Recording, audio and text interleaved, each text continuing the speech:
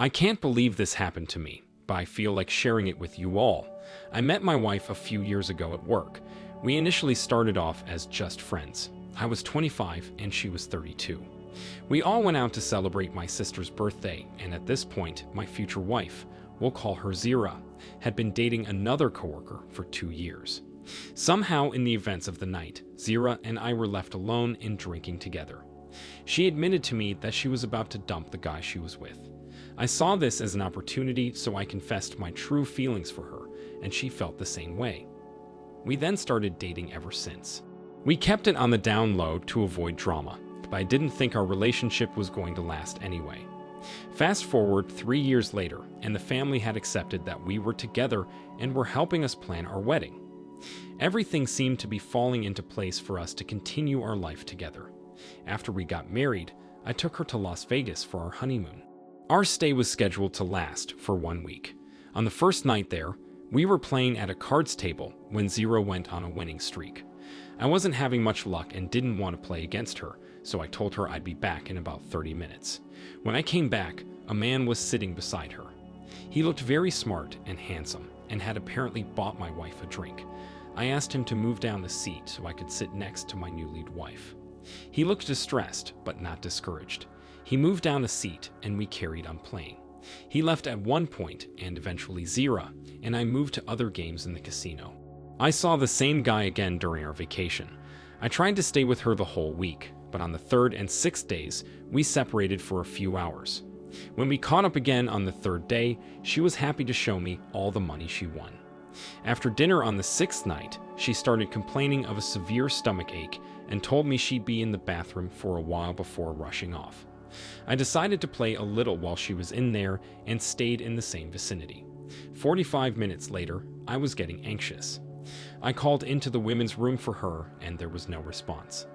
I frantically called her phone, and there was no answer. I decided to go back to our hotel room, wondering if somehow she missed me coming out of the bathroom and went to go lay down. She wasn't there. I called her over and over, even checking the location app we share, but all it could tell me was that she was still in the same casino.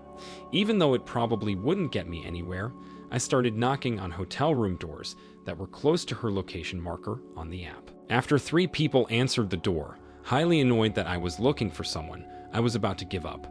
I decided to knock on one more door. It took a while before a man answered. I asked him if he saw a woman with Zira's description, and as he was telling me off, I saw her come out of the bathroom behind him, fully nude. She was absolutely shocked to see me standing there. I guess she totally forgot about the location app. Since my heart shattered to pieces, I just walked away from them both, towards my hotel room. When she called after me, her voice cracked, and she begged me to wait for her. I got back to the hotel room and locked the additional locks so that she couldn't open it. While she pounded on the door and cried, my wheels turned. How could she be in another man's hotel room on our honeymoon? I knew I recognized him throughout the week, but how could she decide to sleep with him? Why would she do it? I couldn't breathe and dropped to the floor. I threw up. Zira heard me, and for some reason, it made her sob even more. People were gathering in the hallway, watching the show. I decided to let her in so she could explain herself. She tried to jump into my arms, but I pushed her away and asked her if she was a lunatic. I ordered her to sit down and tell me what the hell was going on. She admitted that she got to know him at the cards table on the first night and told him she was married. He didn't care about that and demanded that she meet up with him later so he could show her a good time and win her some money. He gave her his number, which is why he didn't care when I returned to the table. They met up again on the 2nd, 3rd, and of course 6th night. I begged her to tell me why she would do this. Her face twisted into her crying, and she claimed she didn't know, that she was a foolish woman who was flattered and impressed by this man. He won her thousands of dollars throughout the week. When he asked her to come up to his hotel room, she didn't hesitate. According to her, he earned a one-time fling. Afterward, she planned to return to me as if nothing was wrong and simply show me the money she won gambling. I put on my best acting face and pretended she was a genius. I told her what she did was worth it for all the money she got from this guy. I told her not to do it again without telling me first, but that I wasn't upset with her anymore. She cried in relief and happiness. It took only minutes for her to fall asleep like all was right with the world, while I snapped into action. I took the $9,754 out of her purse and all of my stuff from the hotel room. I got myself a room at a different hotel. I spent time in a hot tub while I planned my wife's downfall. As soon as my lawyer's office opened, I called him and spoke to him about getting an annulment, so that it was as if I was never married to Zira. As soon as I did this, she started calling me over and over again. Before I blocked her number, she left me 2 voicemails that were mostly unintelligible because of how hard she was crying. She told me she was sorry and she knew what she did was wrong. She asked me to forgive her so that she could love me the way I deserve to be loved. I didn't tell her, but I thought to myself, she was supposed to show me that from the beginning, not after she slept with another man on our honeymoon. She'd also mentioned that she didn't have any money to get home. That made me laugh. She had no trouble at all finding a man to win her money. I boarded the flight home without her.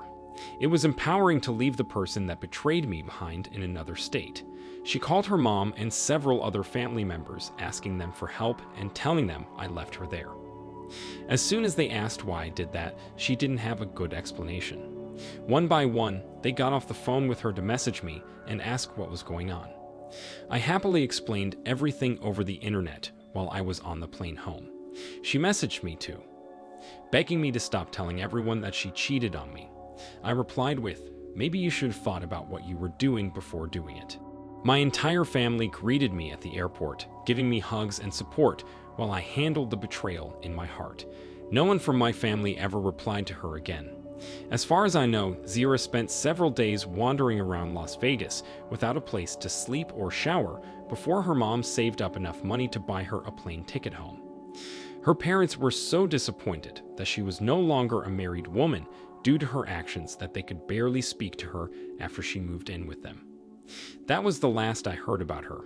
I don't think she has a cell phone right now. Although it was the hardest thing I ever had to go through, I still think I dodged a bullet by not having kids with her. The money I took from her helped me recover from what she did. OP, it is so wonderful to hear what a supportive family you have. When she betrayed you, they stayed by your side to show support and help you through it. You did the right thing by separating yourself when things were calm and never looking back. This woman snuck away from you to spend time with another man. No amount of money or temptation should have made that betrayal worth it to her. By justifying it, she shows she does not have the maturity needed for a lifelong commitment to someone. It is very fortunate that you got out of the marriage by an annulment and have a chance to start over. I wish you the best of luck in life. Now for today's second story. I suspected my wife was more excited than normal for our 13-year-old son's birthday party. I didn't know it at the time, but she was having an emotional affair with the father of our son's best friend. Weeks before the party, she arranged for the father and son to come stay at our house for 3 nights since they'd moved out of town over the summer, and our son needed his best friend to attend his birthday party. She was acting super happy and pleased with herself after the arrangements were made. I asked her why she was exceptionally excited, and she thought I was being silly and said I should be just as excited for her son's birthday. She was on her phone a lot before the party, but my wife was usually on Facebook or TikTok.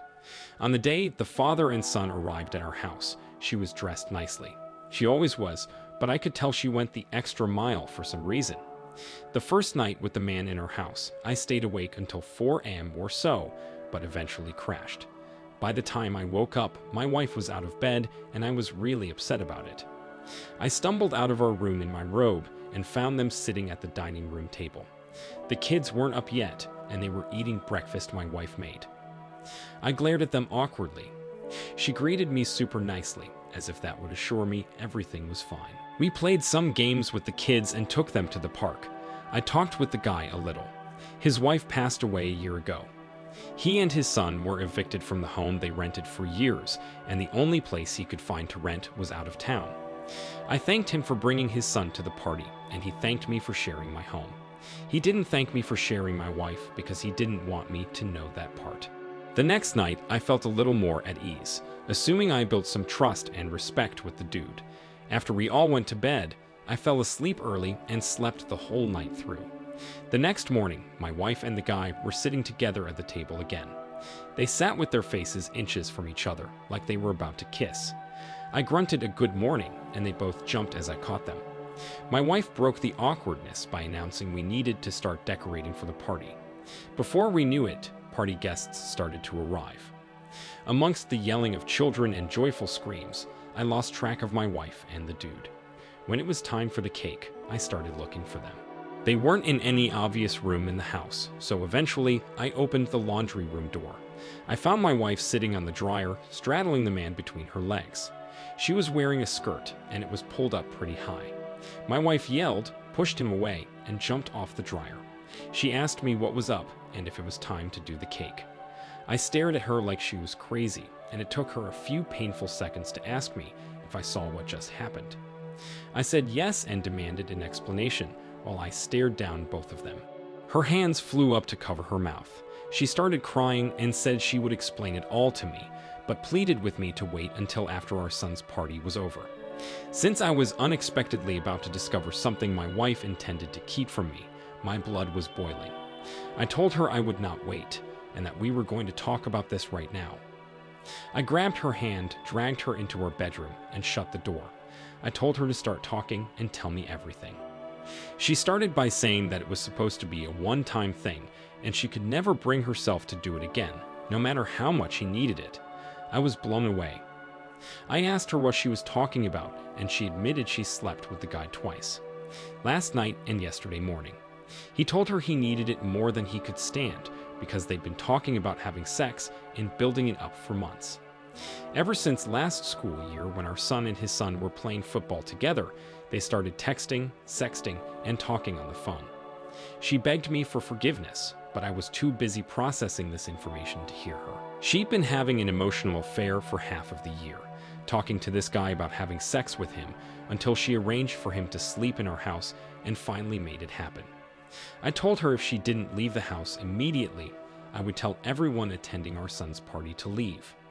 Of course, I probably wouldn't have done this, but it convinced her to start packing a few things. I stormed out of our room to confront the homewrecker, only to find he was gone. I looked for his son among the blissful party guests, and he was gone. None of the kids noticed anything happening. They were distracted by a movie.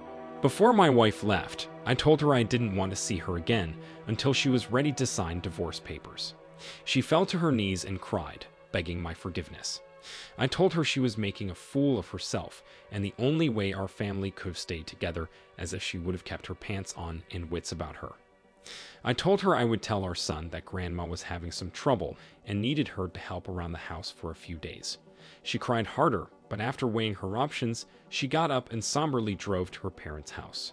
I'd like to say our son handled the separation and divorce well, but I can tell it hurt him. He chose to stay with me in the family home.